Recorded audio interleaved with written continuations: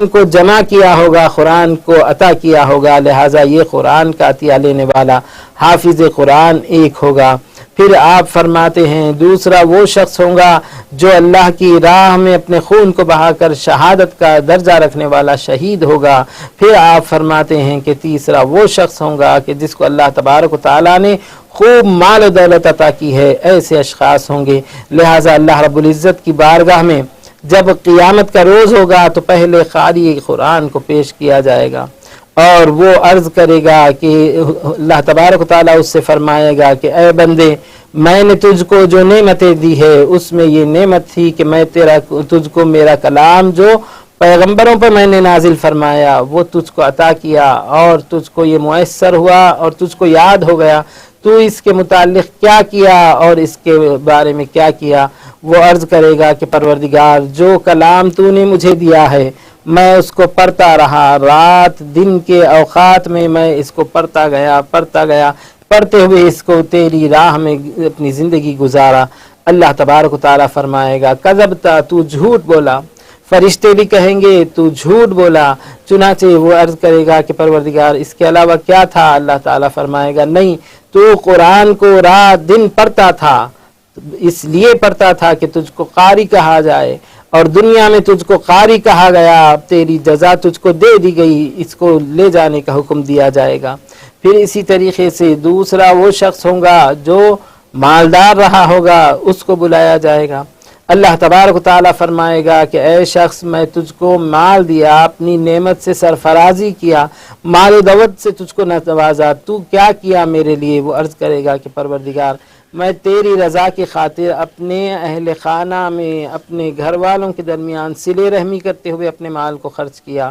اور ایسی جگہوں پر خرچ کیا جو صدقہ خیرات کرنے کی تیری راہ میں ہونے والی جگہیں تھی، ان میں خرچ کیا۔ چنانچہ اللہ تبارک و تعالیٰ اس کے جواب کو سننے کے بعد یہ فرمائے گا کہ کذبتا، تو نے جھوٹ کہا۔ فرشتے بھی کہیں گے کہ تو نے جھوٹ کہا۔ چنانچہ اللہ تبارک و تعالیٰ فرمائے گا تو یہ مال خرچ کرتا تھا تاکہ تو اپنے خاندان والوں میں سقی، داتا اور سخاوت کرنے والا شریف شمار کیا جائے، وہ تجھ کو مل گیا اور پھر یہ نعمت تجھ کو دنیا میں دے دی گئی ہے، لہٰذا اب تیرے لیے یہاں پر کوئی جزا نہ ہوگی، اس کو بھی لے جانے کا حکم دیا جائے گا۔ پھر حضور اکرم صلی اللہ علیہ وسلم فرماتے ہیں کہ تیسرے شخص کو لے آیا جائے گا، اس کو بھی اللہ تبارک و تعالیٰ فرمائے گا کہ بندے بتا، میں تجھ کو صحت دیا، جسمانی طاقت دیا اور تو نے کیا کیا؟ وہ عرض کرے گا کہ پروردگار، میں تیری راہ میں تیری رضا کی خاطر جہاد کیا، یہاں تک کہ میں شہید ہو گیا، اپنے جسم کا آخری قطرہ بھی تیری راہ میں بہا دیا۔ اللہ تعالیٰ فرمائے گا جھوٹ کہا، تو نے جھوٹ کہا۔ فرشتے کہیں گے تو نے جھوٹ کہا۔ اللہ تعالیٰ فرمائے گا تو یہ کیا اس لیے کہ تجھ کو بہادر کہا جائے، تجھ کو جرأت مند کہا جائے اور شہید کہا جائے، تو یہ تجھ کو دنیا میں کہا گیا، اب یہاں تیری کوئی جزا نہیں ہوگی، تیرا غرض جو تھی تجھ کو دنیا میں حاصل ہو گئی ہے، لہٰذا آج تیرے کو کوئی جزا نہیں دی جائے گی۔ حضرت ابو ہریرہ رضی اللہ تعالیٰ عنہ روایت کرتے ہوئے فرماتے ہیں کہ حضور اکرم صلی اللہ علیہ وسلم نے میری مانڈی پر ہاتھ مارتے ہوئے یہ فرمایا کہ یہی وہ 3 لوگ ہوں گے جن سے اللہ تبارک و تعالیٰ جہنم کو پہلے بھڑکائے گا، تو یہ افراد ہوں گے جو اعمال تو نیک کیے ہوں گے، جن کو اللہ تعالیٰ کی سرفرازی بھی ہوئی ہوں گی، مگر ساتھ ہی ساتھ ان کے اعمال کی غرض حصول رضا الہی نہیں تھی، کوئی دوسرا مقصد تھا کہ وہ قاری کہا جائے، دنیا میں اس کو دے دیا گیا، اور اسی طریقے سے دوسرے کو یہ کہا جائے کہ تو سخی داتا ہے، وہ بھی دنیا میں اس کو دے دیا گیا، اور تیسرے کو بہادر کہا جائے، وہ بھی اس کو دنیا میں دے دیا گیا۔ لہٰذا آج ان کے لیے کوئی جزا اللہ تعالیٰ کے پاس نیک عمل کی نہ ہوگی، بلکہ ان کے ذریعے سے جہنم کی آگ کو بھڑکایا جائے گا۔ ان کے اعمال رکھنے کے باوجود اخلاص نہ ہونے کی اور خالصیت اور خلوص للہ نہ ہونے کی وجہ سے ان کے اعمال کو ناسودمند قرار دیا جائے گا اور ان کے لیے وبال جان بن کر جہنم کی آگ بھڑکانے کا ان کا ذریعہ بنا دیا جائے گا۔ اس طریقے سے اخلاص کا مقام و مرتبہ ہے۔ چنانچہ اس حدیث کو بیان کرنے کے بعد ذکر کرتے ہیں کہ یہ حدیث دیگر افراد میں بھی بیان کی گئی اور معاویہ رضی اللہ تعالیٰ عنہ کے پاس بھی بیان کی گئی، وہ رونے لگے، रो कर कहने लगे कि इसीलिए अल्लाह तबारक व तआला फरमाता है वमन अराद अल आजिलत फअज्जलना लहू फीहा, जो कोई दुनिया चाहे तो हम उसके लिए उसकी दुनिया ही में जल्दी कर कर दे देंगे। लिहाजा इबादत इलाही में कोई दूसरी गर्ज हुसूल रज़ा इलाही के सिवा हो जाए तो ये उसके खुलूस को पामाल करने वाली, उसके खुलूस को उजाड़ देने वाली चीज़ होंगी। जिसमें रिया और सुमत हो तो फिर वो तबाही इबादत की तबाही का ज़रिया होगा। और ऐसे अफराद अपने नेकियों के सवाब को, अज्र को, खुदा की रज़ा को हासिल करने वाले नहीं होंगे। लिहाजा ये ऐसे अमाल है जिन पर अल्लाह तबारक व तआला ही ज़्यादा मुत्तले होता है, और जो अमल कर रहा है बंदा वो ही मुत्तला होता है, दूसरे अफराद भी मुत्तले नहीं होते हैं। इसी तरीक़े से हदीस शरीफ में आता है, हुज़ूर अकरम सल्लल्लाहु अलैहि वसल्लम ने फरमाया कि फ़रिश्ते बंदों के आमाल को लिखते जमा करते हैं। तो वो फरिश्ते क्या करते हैं कि एक बंदे के अमल को बहुत ज़्यादा शुमार करते हैं, बहुत अच्छा शुमार करते हैं, और ये शुमार करते हैं कि आज ये बंदे ने इस तरीक़े के अच्छे अमाल किए और इतना ज़्यादा अमाल करे कि अल्लाह तबारक व तआला के पास बड़े काबिल कबूल होंगे। चुनाचे इनके अमाल को लेकर वो बंदे फ़रिश्ते अल्लाह तबारक व तआला की बारगाह में जाते हैं,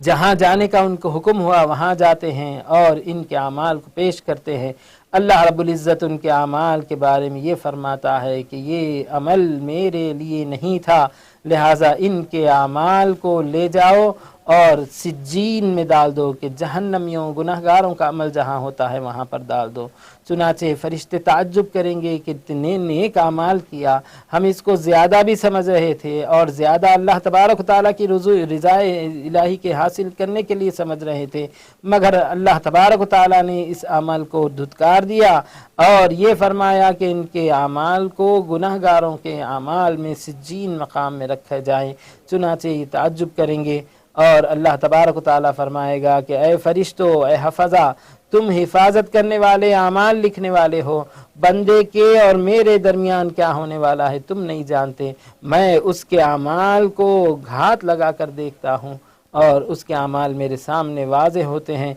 जब बंदा किसी और गर्ज़ के लिए अमल करता है तो अल्लाह तबारक व तआला उसको कबूल नहीं फरमाता, लिहाजा इस तरीक़े से उनके अमाल का नतीजा होगा। फिर इसी तरीक़े से सरकार फरमाते हैं कि फ़रिश्ते, हफ़ज़ा फ़रिश्ते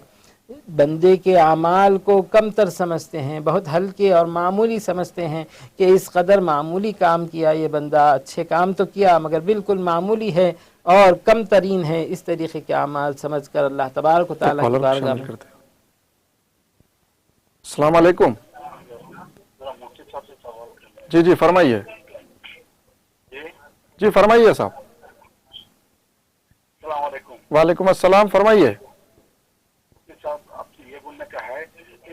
ये बैंक में जो इंटरेस्ट जमा होता ना जी, बैंक में जो इंटरेस्ट जमा होता जी, क्या वो इंटरेस्ट का पैसा जो है सो हम हमारे घर की खुद की बिजली पे खर्च कर सकते हैं, नहीं कर सकते? जी जी मुफ्ती साहब जवाब देंगे। कौन सा बैंक? जी कौन सा बैंक है वो? बैंक अपना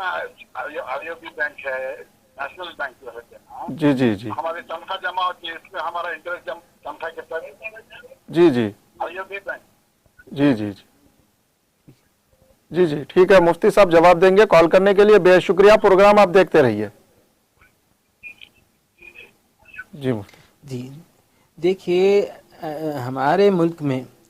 गैर इस्लामी या सरकारी बैंक या इदारे है या पोस्ट ऑफिस वगैरह है, वहाँ पर आने वाली स्कीम में आप पैसा जमा करने के बाद वो इदारे आपको अपनी तरफ से उस पर ज़ायद पैसा देते हैं, तो उसका हुसूल मुबाह है, वो लेकर आप जो चाहे कर सकते हैं। अपनी बिल्ली को भी पाल सकते हैं या अपने घर के पाले जाने वाले जानवरों को भी पाल सकते हैं या कोई और गर्ज़ में भी इस्तेमाल कर सकते हैं, इसकी शरअन इजाज़त है। चुनांचे हम इखलास के बारे में बात कर रहे थे कि अल्लाह तबारक व तआला की बारगाह में हफ़ज़ा फ़रिश्ते बंदों के अमाल को जो मामूली समझते हैं और कमतर समझते हैं लेकर पेश होंगे और अल्लाह तबारक व तआला की बारगाह में पेश करेंगे। अल्लाह ताला फरमाएगा कि इनके अमाल को आला इल्लियीन में ले जाओ। फ़रिश्ते ताज्जुब करेंगे कि ये अमाल बिल्कुल कम तरीन है मगर इनको आला इल्लियीन, बुलंद नेक लोगों के मकामात पर रखा जा रहा है। चुनाचे अल्लाह तबारक व तआला फरमाएगा कि फ़रिश्तों, تم بندوں پر نگہبانی کرنے والے ہو اور ان کے اعمال کو دیکھنے والے ہو، میں ان کے اوپر رقیب ہوں، گھات لگا کر دیکھنے والا ہوں کہ ان کے اعمال کیا ہے۔ لہٰذا جو بندہ خلوص نیت کے ساتھ عمل کرتا ہے اس کو اللہ تبارک و تعالیٰ ایسے اعمال کی جزا دیتا ہے جو وہ توقع بھی نہیں کرتا۔ جس قدر خلوص ہو عمل میں اضافہ ہوتا جاتا ہے۔ اللہ تبارک و تعالیٰ ان کے عمل کو اعلیٰ اخلاص کے ساتھ ہونے کی وجہ سے قبول فرمائے گا اور اعلیٰ علیین میں رکھنے کا حکم دے گا۔ چنانچہ علماء کرام نے یہ بھی بتلایا کہ اخلاص کا معاملہ یہی ہے کہ بندے اور پروردگار کے درمیان جانی جانی والی کیفیت ہے جس کو اللہ تبارک و تعالیٰ جانتا ہے اور بندہ جانتا ہے۔ جب اللہ تعالیٰ حکم دے دے تو یہ بندہ نکار نہیں سکتا، انکار نہیں کر سکتا۔ حفظہ فرشتے جو اس کے اعمال کو دیکھ رہے ہیں، اس کے اعمال کی کیفیت پر مطلع ہیں، لکھ رہے ہیں، لے جا کر پیش کر رہے ہیں، ان کو بھی بندے کے اخلاص کے بارے میں علم نہیں ہوتا۔ یہ اخلاص کا معاملہ ایسا ہے کہ خلوص نیت ہو تو اللہ تبارک و تعالیٰ اس کو قبول فرمائے گا۔ اگر ان کے خلوص میں فرق آ جائے تو پھر یہ مردود عمل شمار کیا جائے گا، دھتکارا ہوا عمل شمار کیا جائے گا۔ ایسے ہی جیسے وہ مارکیٹ میں تو نکل گیا مگر اس کے پاس پیسے نہیں ہیں، لوگوں میں بڑا ٹھاٹ باٹ کا دکھ رہا ہے مگر اس کے پاس اللہ تبارک و تعالیٰ کے پاس کوئی رضا کا عمل نہیں رہے گا۔ یہ ریاکاری زہر ہے اعمال کو خراب کرنے والی۔ ریاکاری ایسے امور میں سے آتی ہے جس سے عبادت الٹا منظر پیش کرنے لگتی ہے۔ اس طریقے سے ریاکاری کا معاملہ رہا ہے۔ حضور اکرم صلی اللہ علیہ وسلم سے ایک صحابی آ کر عرض کرنے لگے کہ حضور اکرم صلی اللہ علیہ وسلم، میں چھپ کر عبادت کرتا ہوں اور اس قدر چھپ کر عبادت کرتا ہوں اس کے باوجود کوئی جان لیتا ہے اور لوگ میری عبادت پر مطلع ہو جاتے ہیں، تو اس کا کیا حکم ہے؟ آپ صلی اللہ علیہ وسلم نے فرمایا کہ تمہارے لیے تم جو چھپ کر عبادت کرنے کی غرض کو اختیار کیے ہو یہ نیت کے حساب سے ایک ثواب ہوگا، اور پھر جو اطلاع ہونے کے بعد لوگوں کو معلوم ہو رہا ہے تو اس کا بھی تم کو اور ثواب ہوگا، دوہرا ثواب تم کو عطا کیا جائے گا۔ لہٰذا بندے نفل اعمال کر رہے ہیں اور چھپ کر رہے ہیں تو اللہ تبارک و تعالیٰ کے پاس اس کا مقام و مرتبہ بلند و بالا ہے۔ اس کے علاوہ اگر نفل عمل کر رہے ہیں، دکھا کر رہے ہیں، اعلان کر کے کر رہے ہیں، یا نماز پڑھ رہے ہیں تو اعلان کر کے پڑھ رہے ہیں، یا اپنی عبادت کو اعلان کر کے بتلا رہے ہیں کہ میں اتنے سال یہ نماز پڑھا، یہ کیا، اس طریقے سے اعمال کا بتلانا یہ بھی ریاکاری میں آتا ہے جو اعمال کو خراب کرنے والا ہے۔ لہٰذا اس کی ایک صورت یہ بھی بتلائی علماء کرام نے کہ بندہ جو عبادت کر رہا ہے اس کو لوگوں کی تعریف سے یا مذمت سے کوئی غرض نہ ہو تو یہ اخلاص کا عمل ہوگا۔ کہ بندے کی عبادت پر کوئی اعتراض بھی کرتا ہے، اس کو برا بھی کہتا ہے، اس کی مذمت بھی کرتا ہے، تو یہ بندہ اس تمام چیزوں سے کوئی پرواہ نہیں رکھتا، صرف اپنے پروردگار کے لیے کر رہا ہے، یہ اس کے لیے خالص عبادت ہونے کا ذریعہ رکھے گا۔ اور اسی طریقے سے بندہ لوگوں کے سامنے دراز عبادت کر رہا ہے یا بڑے خضوع کے ساتھ ادا کر رہا ہے، مگر تنہائی میں اکیلا اس کو چھوڑ دیا جائے تو اس قسم کی عبادت نہیں ہو رہی، تو یہ اخلاص کو فنا کرنے والی چیز ہے کہ بندے کی عبادت جب اللہ کے لیے ہے تو محفل میں ہو تب بھی ویسی ہو، تنہائی میں ہو تب بھی ویسی ہو، دن کی روشنی میں ہو تب بھی ویسی ہو، رات کے اندھیرے میں ہو تب بھی ویسی ہو، اس کی عبادت میں اس کے پروردگار کے تعلق میں کوئی فرق نہ آئے تو یہ اخلاص ہوگا جس کو اللہ تبارک و تعالیٰ نے حکم دے کر فرمایا وَمَا أُمِرُوا إِلَّا لِيَعْبُدُوا اللَّهَ مُخْلِصِينَ۔ عبادت کا تو حکم سب دیکھ رہے ہیں، نماز پڑھنے کا بھی حکم سب دیکھ رہے ہیں، روزہ دے کر رکھنے کا بھی حکم سب دیکھ رہے ہیں، حج کرنے کا بھی حکم سب دیکھ رہے ہیں، اور زکوٰۃ دینے کا بھی حکم سب دیکھ رہے ہیں، مگر اس کے ساتھ اللہ تعالیٰ نے یہ بھی فرمایا اخلاص کی حالت کے ساتھ تمہاری عبادت ہو، یہ بھی حکم ہے اللہ تبارک و تعالیٰ کی طرف سے۔ وَمَا أُمِرُوا إِلَّا لِيَعْبُدُوا اللَّهَ مُخْلِصِينَ لَهُ الدِّينَ حُنَفَاءَ وَيُقِيمُوا الصَّلَاةَ وَيُؤْتُوا الزَّكَاةَ۔ نماز کے قائم کرنے میں بھی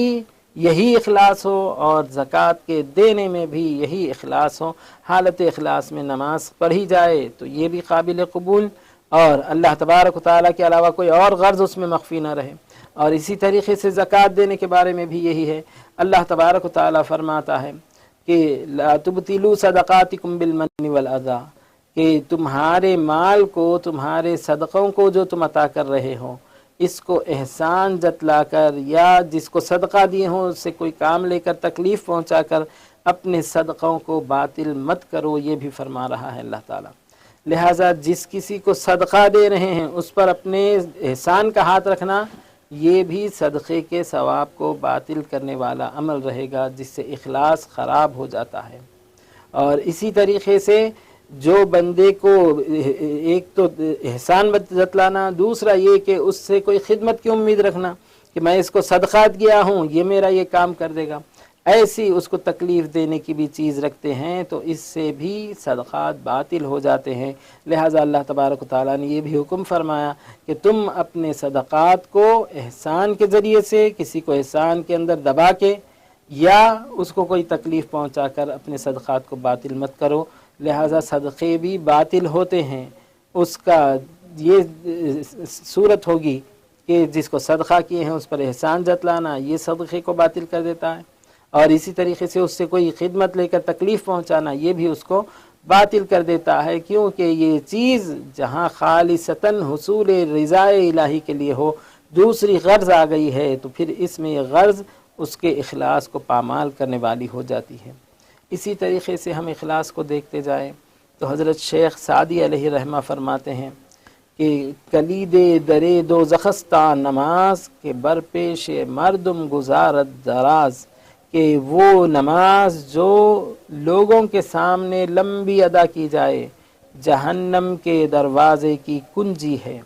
جہاں ہم حدیث شریف میں پڑھتے ہیں کہ وضو نماز کی کنجی ہے، نماز جنت کی کنجی ہے، تو جنت کی کنجی نماز قرار دی جا رہی ہے، وہ اخلاص کے ساتھ ہو تو ٹھیک ہے۔ اگر اس میں ریاکاری اور سرمت آ جائے اور لوگوں کا دکھاوا آ جائے تو حضرت شیخ سعدی اس نماز کی حقیقت یہ بتلا رہے ہیں کہ کلید در دوزخستہ نماز، جہنم کے دوزخ کے دروازے کی کلید چابی ہے وہ نماز، کہ بر پیش مردم گزارت دراز، کے لوگوں کے سامنے جس کو بڑی پڑھی جائے تو بڑی بڑی نمازیں لوگوں کے دکھاوے کے لیے پڑھی جا رہی ہے، تو یہ بھی جہنم کی طرف لے جانے والی ہے کہ سرکار نے ان کے اعمال کو، ایسے ریاکاری کرنے والوں کو شرک خفی کا مرتکب قرار دیا گیا اور ان سے جہنم کے آگ بھڑکانے کا بھی ذکر کیا گیا ہے۔ لہٰذا اخلاص ہو تو اللہ تبارک و تعالیٰ کے لیے ہو، اور اخلاص کے ساتھ اپنی عبادت کو پوری پیور اور اصلی عبادت پیش کریں بندے، تو یہ خلوص کے ساتھ ہی، اخلاص کے ساتھ ہی ہوں گی، اور اگر یہ نہ ہو تو پھر عبادت خراب ہونے والی ہوں گی، اور عبادت کے خراب ہونے سے اس کا اجر و ثواب نہیں ملے گا۔ لہٰذا شہید ایک جیسے کالر کو شامل کرتے ہیں۔ السلام علیکم۔ السلام علیکم وعلیکم السلام، جی فرمائیے۔ صاحب، وہ ہمارے 20 لاکھ روپے ہمارے بینک میں رکھنے والے ہیں صاحب، اس کو بینک میں رکھ کے ہمارا کوئی دوسرا ذریعہ نہیں ہے، تنخواہ طلب کچھ نہیں ہے ہمارے تو، جی جی، اب یہ بینک میں رکھ کے اس کی کچھ آمدنی سے اپنا گزارا کریں گے بولتے، سوچ رہے یہ جائز ہے نہیں بولتے۔ کون سے بینک میں رکھ رہے ہیں آپ؟ کون سے بینک میں رکھ رہے ہیں؟ Bank of India. Bank of India, جی جی۔ کال کرنے کے لیے بے حد شکریہ، مفتی صاحب جواب دیں گے جی، پروگرام دیکھتے رہیے آپ اچھی بات، جی۔ اچھی بات۔ جی دیکھیے، ہمارے ملک میں سرکاری بینک یا ادارہ ہو یا کوئی غیر مسلم بینک یا ادارہ ہو، وہاں پر مسلمان اپنی رقم جمع کراتا ہے اور اس پر ایک مدت گزرنے کے بعد وہ بینک یا ادارہ زائد رقم دے تو وہ مال مباح ہوگا جو زائد دیا جا رہا ہے، اس کو آپ استعمال کر سکتے ہیں، اپنے اوپر بھی یا کسی اور غرض میں بھی استعمال کر سکتے ہیں۔ مباح یعنی حلال مال میں آ جاتا ہے، لہٰذا اس کو استعمال کرنے کی گنجائش ہے، آپ ایسا کر سکتے ہیں۔ اور البتہ جو مال ہے اس پہ زکوٰۃ تو دینا لازم رہے گا، سالانہ آپ کے پاس جو مال جمع ہے اس کی زکوٰۃ بھی ادا کرتے رہیں۔ اب اس میں دیکھتے جائیں کہ سرکاری بینک ہے یا کوئی سرکاری ادارہ ہے یا کوئی غیر مسلم ادارہ ہے تو اس میں آپ جمع کر لینے کی گنجائش ہے۔ اسی طریقے سے ہم اخلاص کے بارے میں بتلا رہے تھے کہ اخلاص جہاں پہ خلوص کا معنی بنتا ہے تو بندے کی اصل عبادت وہی ہوں گی، اللہ تعالیٰ کو غرض بھی وہی ہے، اللہ تعالیٰ کو مطلوب بھی یہی ہے۔ شیطان جیسی شخصیت جس کو اللہ تبارک و تعالیٰ نے مہلت طلب کرنے کے بعد یہ حکم دے دیا انک من المنذرین کہ تو مہلت دیے ہوئے لوگوں میں سے ہیں، کہ تجھ کو قیامت تک لوگوں کو بہکانے اور ورغلانے کا مہلت دے دی گئی ہے، تجھ کو جو بھی دیا گیا ہے اس پاور کے ساتھ۔ چنانچہ وہ بھی اپنی قوت رکھتا ہے، وہ بھی اپنی طاقت رکھتا ہے۔ جہاں بندہ اپنے پروردگار کے ساتھ ایک رشتہ جوڑا ہوا ہے عبادت کا، عابد ہونے کا، اور عبادت کے سلسلے میں کمی نہیں آنے دیتا، عبادت وقتاً فوقتاً ادا کرتا ہے، تو اس کی عبادت میں بھی اخلاص ہونا لازم ضروری ہے۔ اخلاص ہوگی تو شیطان کے داؤ کو جھٹکنے والا اور شیطان کو پٹکنے والا اور شیطان کو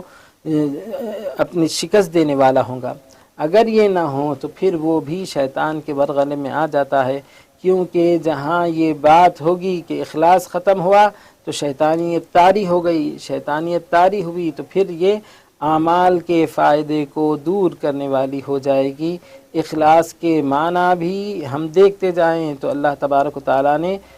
اخلاص والے بندوں کو اپنی نعمتوں کا سرشاد ادا کرنے کا وعدہ بھی کیا ہے، اور اللہ تعالیٰ کے اخلاص والے بندے شیطانی ورغلانے سے اور شیطانی گمراہی کے داؤ سے محفوظ رہتے ہیں، حفاظت میں رہتے ہیں۔ یہ ان کے اخلاص کی بہت بڑی نظیر رہی ہے۔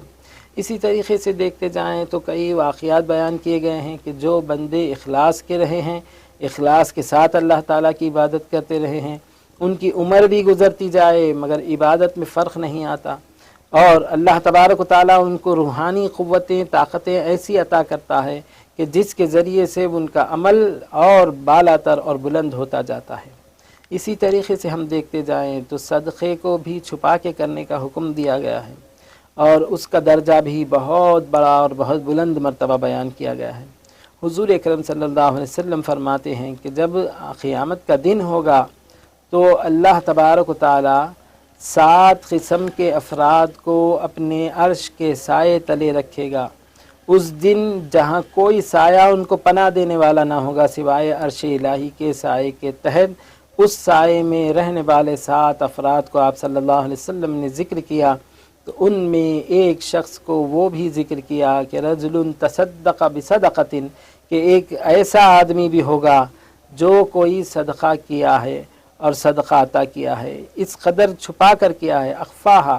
اتنا چھپا کر وہ صدقہ کیا ہے حتیٰ یہاں تک کہ اس کے بائیں ہاتھ کو معلوم نہیں ہے کہ سیدھے ہاتھ نے کیا خرچ کیا ہے۔ تو اس قدر وہ بندہ چھپا کر رازداری کے ساتھ اور لوگوں کے دکھاوے سے بچتے ہوئے اللہ تبارک و تعالیٰ کی راہ میں صدقہ خیرات کرتا ہے، تو اس شخص کو بھی حضور اکرم صلی اللہ علیہ وسلم نے اس قیامت کے دن جہاں گرمی آب و تاب پر ہوگی، تپش اپنی آب و تاب پر ہوگی، لوگ پسینے میں گھلتے ڈوبتے رہیں گے، ایسے دن میں سایہ دینے والوں میں شمار کرتے ہوئے فرمایا ہے کہ جو ایک ہاتھ سے صدقہ کرے اور دوسرے ہاتھ کو معلوم نہ ہو تو اس شخص کو بھی اللہ تبارک و تعالی اپنے عرش کے سائے تلے سایہ دے گا، جہاں کوئی سایہ نہ ہوگا سوائے اللہ تبارک و تعالیٰ کے اس رحمت کے سائے کے، جو ان کے لیے راحت بخش بھی ہوگا اور ان کے لیے اطمینان بخش اور آرام دہ بھی ہوگا۔ اس سائے میں اس شخص کو بھی جو صدقہ خیرات کرتے وقت چھپا کر کرتا ہے، اس کا بھی عمل ہوگا۔ لہٰذا یہ بھی بتلایا گیا ہے کہ لوگ اپنے اعمال کو ایسے چھپا کر کریں، اخلاص کرنے والے بندے اپنے نیک اعمال کو ایسے چھپا کر کرتے ہیں جیسے کہ کوئی شخص اپنے گناہوں کو چھپا کر کرتا ہے اور ان کو ظاہر نہیں ہونے دیتا، کہ اگر اس کے گناہ لوگوں پر ظاہر ہو جائے تو لوگ اس کو گناہگار کہیں گے، فاسق کہیں گے، فاجر کہیں گے۔ اس طریقے سے اللہ تبارک و تعالیٰ کی بارگاہ میں اخلاص والے بندوں کے نیک اعمال بھی چھپے ہوئے رہتے، وہ کوئی دکھا کر عبادت نہیں کرتے، وہ کوئی دکھا کر صدقہ خیرات نہیں کرتے، بلکہ اس کو چھپا کر کرتے، اور یہی جانتے ہیں کہ یہ عبادت ہمارے پروردگار کے پاس ایک راز کی حیثیت رکھتی ہے جو لوگوں کے لیے نہیں ہے، اس لیے اللہ تبارک و تعالیٰ اس عبادت کو قبول بھی فرماتا ہے۔ اسی طریقے سے حضور اکرم صلی اللہ علیہ وسلم نے یہ بھی ارشاد فرمایا، جو بندہ نیک اعمال کرے اور نیک اعمال کرنے کے اندر اپنے گھر کے اندر جائیں اور 7 طبق اس کے اندر کے کمروں کے اندر بڑے لوہے کے دروازے لگا کر بھی نیک اعمال کرے، جس کو کوئی دوسرا مطلع ہی نہیں ہو سکتا سوائے پروردگار کے، اللہ تبارک و تعالیٰ چاہے تو اس عمل کو لوگوں کے سامنے ظاہر کر دیتا ہے اور لوگوں کو معلوم ہو جاتا ہے، لوگ اس کی تعریف کرنے لگتے ہیں۔ لہٰذا ایسا عمل کرنے والا بندہ جو چھپا کر رہا ہے اور اللہ تعالیٰ اس کو ظاہر کر رہا ہے، تو اس کے لیے دنیا میں بھی مقبولیت ہے اور آخرت میں بھی مقبولیت ہے، اس کا پروردگار بھی اس سے راضی ہوتا ہے اور یہ بندے کو خوشی بھی ہوتی ہے کہ اس کی عبادت کے اوپر لوگ بھی رشک کر رہے ہیں۔ لہٰذا اسی طریقے سے کوئی فاجر گناہگار بندہ ہے اور گناہ کو چھپا کر رہا ہے، اپنے گھر کے 7 طبق اندر جا کر 7 کمروں کے اندر جا کر بڑے بڑے لوہے کے دروازے لگا کر گناہ کرتا ہے تاکہ اس پر کوئی مطلع نہ ہو، کسی اور کو معلوم نہ ہو۔ اللہ تبارک و تعالیٰ جب اس کو چاہے تو اس کو ظاہر کر دیتا، لوگوں کے اوپر آشکارا کر دیتا اور وہ لوگوں کے درمیان فاجر کہہ کر پکارا جاتا ہے۔ تو اس طریقے سے بندہ جیسے برے اعمال چھپانے کی کوشش کرتا ہے، اخلاص والا بندہ نیک اعمال کو بھی چھپایا کرتا ہے، کوئی اعلان نہیں کرتا، کوئی بڑا پرچار نہیں کرتا اور کسی کو اس کے اوپر مطلع نہیں ہونے دیتا، اور اگر کوئی مطلع ہو جائے تو اپنے لیے وہ باعث فخر یا تعریف یا اپنی خوشی کے لیے کوئی سرمایہ اس کو نہیں شمار کرتا۔ یہ اس کے اخلاص کا معیار ہوگا، اور اخلاص کا معیار صرف اللہ تعالیٰ ہی خوب جانتا ہے، فرشتے بھی اس کو نہیں جان سکتے، حفظہ فرشتے جو لکھ کر لے جانے والے ہیں ان کے اوپر بھی یہ مطلع نہیں ہوتا۔ لہٰذا اخلاص ایسی چیز ہے کہ جس کو عبادت کے ساتھ جوڑا جائے تو عبادت کے معنی مکمل ہو جاتے ہیں، اللہ تعالیٰ اس پہ خوش ہوتا ہے اور اللہ تعالیٰ اس کے اوپر راضی ہو کر اپنے انعام و اکرام فرماتا ہے۔ اگر اخلاص نہ ہو تو پھر یہ ریاکاری اور سمت کے معاملات بھی اللہ تعالیٰ کے پاس ناقابل قبول، اگرچہ وہ اعمال کرتا رہا ہے، اور بلکہ ہم وہ حدیث شریف کو دیکھیں تو قرات پڑھنے والا قاری رات دن قرات بھی پڑھتا رہا، مگر اللہ تعالیٰ کے پاس وہ صرف نام کا قاری کہلائے اس لیے اس کی نیت تھی، تو اس کے پاس اس کے اعمال کو قابل قبول نہیں گردانا گیا اور اس کو دھتکار دیا گیا ہے۔ اس طریقے سے ہمارے لیے یہ لازم ضروری ہے کہ ہم نیک اعمال کر رہے ہیں تو اس کو چھپا کر کریں۔ فرائض کے لیے یہ حکم بتلایا گیا کہ فرائض کو دکھا کر کریں تاکہ لوگوں میں رغبت ہو۔ فرض زکوٰۃ دے رہے ہیں تو دکھا کر دیں کہ لینے والا بھی دیکھے اور آس پاس کے حضرات بھی دیکھیں، اور لوگوں کو اپنے اپنے مال کے فرض ادا کرنے کی، زکوٰۃ ادا کرنے کی رغبت ہو جائے۔ اسی طریقے سے اگر کوئی نہیں بھی دیتا ہے، چھپا کر رکھتا ہے، تو حاکم وقت کو وصول کرنے کا اختیار ہے، وہ بھی وصول کر سکتا ہے، ان کے اوپر جبر کر کے، ان کے اوپر مجبور کر کے ان کو وصول کر سکتا ہے۔ اسی طریقے سے فرائض نماز اگر کوئی گھر کے پاس مسجد ہے، مسجد میں جا کر نہیں پڑھتا، کسی مسجد میں وہ نماز پڑھتا نہیں دکھائی دیتا ہے، تو جماعت چھوڑنے کا بھی یہ گناہگار ہوگا اور فاسق و فاجر شمار کیا جائے گا۔ تو فرائض میں چھپانا نہیں ہے، وہاں پر دکھانا ہے، اور جو طریقہ کار شریعت نے بتلایا ہے اس کو لاگو کرنا ہے۔ حج کرنا ہے، پورے مجمع میں جا کے کریں گے، کسی ایک کے ساتھ تنہا نہیں کر سکتے، یا کبھی سب مناسک حج خالی ہو اس وقت بھی جا کر نہیں کر سکتے کہ ان کو سب کے مجمع میں پوری دنیا کے جتنے حاجی ہیں سب ایک جگہ ہوں گے اور آپ کو کرنا ہوگا۔ تو اس طریقے سے بندوں کے اعمال فرائض ہو تو ان کو دکھا کر کرنے کی گنجائش ہے، اور ایک دوسرے کو ترغیب بھی ہوتی ہے، اور اس کی ترغیب کے لیے اللہ تبارک و تعالیٰ نے جو احکام دیے ہیں وہ جماعت کے ساتھ ادا کرنے کے، دکھا کر کرنے کے رہے ہیں۔ البتہ نفل عمل جو ہے وہ بندے اور پروردگار کے درمیان راز کی حیثیت ہے، تو اس کو راز ہی رہنے دینا چاہیے، اس سے لوگوں کی تعریف بھی غرض نہیں ہونا چاہیے، لوگوں کے اندر ایک اچھا گمان ہو یہ بھی نہیں محسوس ہونا چاہیے، صرف بندہ اپنے پروردگار ہی کو اس پر مطلع کرنے کی غرض رکھے، کوئی دوسری غرض نہ رکھے، تو یہ اس کے لیے اخلاص کے ساتھ کیے جانے والے اعمال ہے جو اس کے لیے ضرور بضرور سود مند ہوں گے، اللہ تبارک و تعالیٰ کے پاس ان کا اجر و ثواب زیادہ سے زیادہ ملے گا۔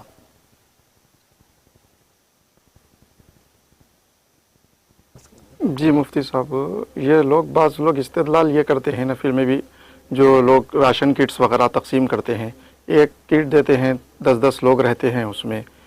تو ان کا منشا و مقصد یہی رہتا ہے کہ ہم جس انداز سے دے رہے ہیں لوگوں کو ترغیب ملے، تو یہ کہاں تک درست ہے؟ دیکھیے اگر فرائض ہے زکوٰۃ وغیرہ دے رہے ہیں تو اس میں گنجائش ہے، بتلا کر دے سکتے ہیں، لوگوں کو ترغیب بھی ہو، اور کم سے کم صدقے کے متعلق یہ بات تو ہوگی ہی کہ دینے والا ایک ہوگا، لینے والے کو تو معلوم ہوگا، اتنی گنجائش ہے۔ مگر سب کے لیے اعلانات کر کے دے رہے ہیں تو سب کے لیے دینا چاہیے اور کسی کو محروم نہیں کرنا چاہیے، اور صدقے میں کم سے کم دینے کی مقدار بھی یہ بتلائی گئی ہے کہ ایک دن ان کی کفایت کے لیے ہو جائے، ان کے دوسرے کے آگے ہاتھ پھیلانے کی ضرورت نہ ہو، اس قدر دے، یہ بھی بتلایا گیا ہے۔ اب اسی طریقے سے ہم دیکھتے جائیں تو دیگر کئی اعمال ہے، قربانی پیش کرنے میں بہت دکھاوا ہوتا، لوگ ایسا جانور لے کر آتے ہیں جو لوگوں کے لیے مجمع نظر رہے، پھر اس کو اور سنوارتے اور لے کر پھرتے ہیں اور بتلاتے ہیں، پھر اس کے بعد اس کی قربانی دیتے ہیں۔ تو یہ ترغیبات کی غرض سے ہے تو ٹھیک ہے، ورنہ اپنی ریاکاری اور سمت ہے تو پھر اللہ تبارک و تعالیٰ کے پاس اخلاص کو قتل کرنے والی چیزیں ہیں، اور اخلاص کے بغیر اس کا فائدہ ان کو حاصل نہیں ہوگا۔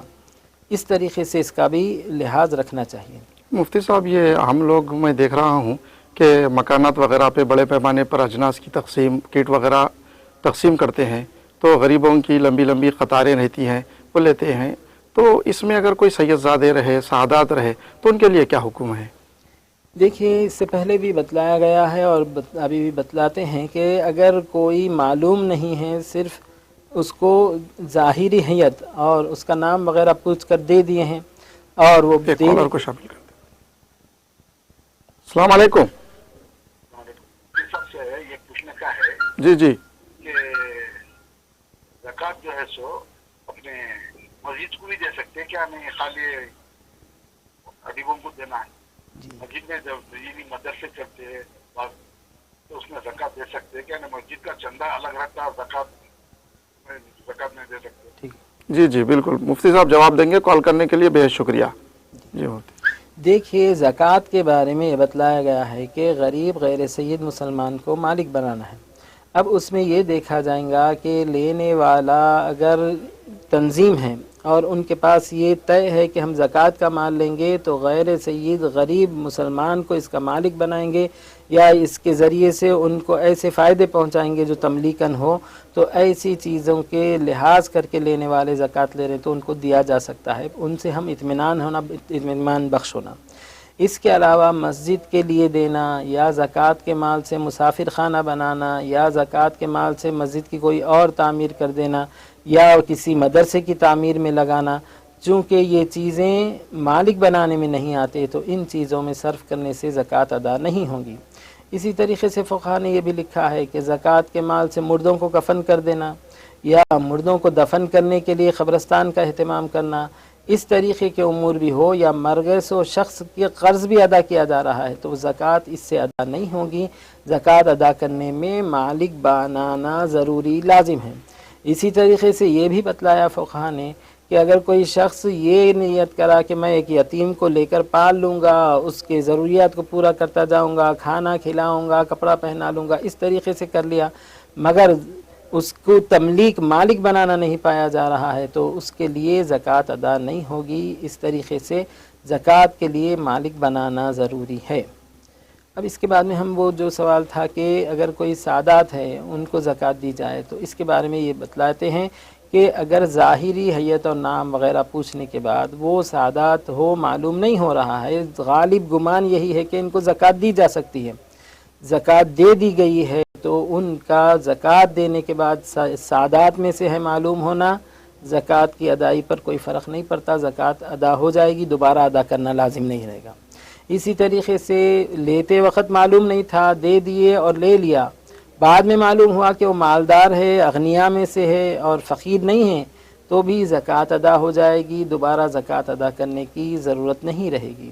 اسی طریقے سے دیتے وقت معلوم نہیں تھا، یہی معلوم ہو رہا تھا کہ مسلمان ہیں، بعد میں معلوم ہوا کہ مسلمان نہیں ہیں، غیر مسلم ہیں، تو زکوٰۃ دے دینے کے بعد ان صورتوں میں دوبارہ زکوٰۃ ادا کرنی لازم نہیں رہے گی، زکوٰۃ ادا ہو جائے گی۔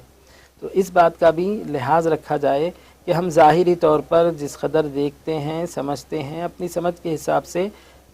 غیر سید غریب مسلمان کو دے دیں تو زکوٰۃ ادا ہو جائے گی۔ بعد میں معلوم ہوتا ہے کہ مسلمان نہیں تھا، غیر مسلم تھا، یا سادات میں سے تھا، یا غریب نہیں تھا، مالدار تھا، تو دوبارہ اس زکوٰۃ کی ادائیگی لازم نہیں رہے گی۔ البتہ آئندہ ایسے افراد کو دینے سے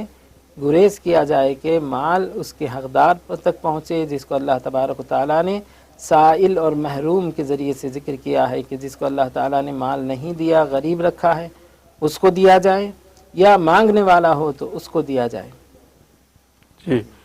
اعمال کا دار و مدار نیتوں پر ہے، انما الاعمال بالنیات۔ اسی طرح سے ہمیں کوئی بھی کام کرنے سے پہلے اپنی نیت کو صاف رکھنا چاہیے، اخلاص کے ساتھ کام کرنا چاہیے، ورنہ ہمارے پورے اعمال ضائع ہو جاتے ہیں۔ مفتی صاحب نے مفصل طور پر صدق دل سے کام کرنے اور اللہ کی رضا و خوشنودی کے لیے کام کرنے، ریاکاری سے اجتناب کرنے کے تعلق سے مفصل بیان کیا ہے، اور ریاکاری کی وعیدوں کے تعلق سے بھی ہمیں معلومات فراہم کی ہے۔ ناظرین، جیسا کہ آپ جانتے ہیں کہ افطار کا وقت ہوا جاتا ہے، لہٰذا آپ کے اینکر شیخ محمد یونس کو دیجیے اجازت۔ سوغات رمضان میں کل اسی وقت پھر ملاقات ہوگی۔ اللہ حافظ۔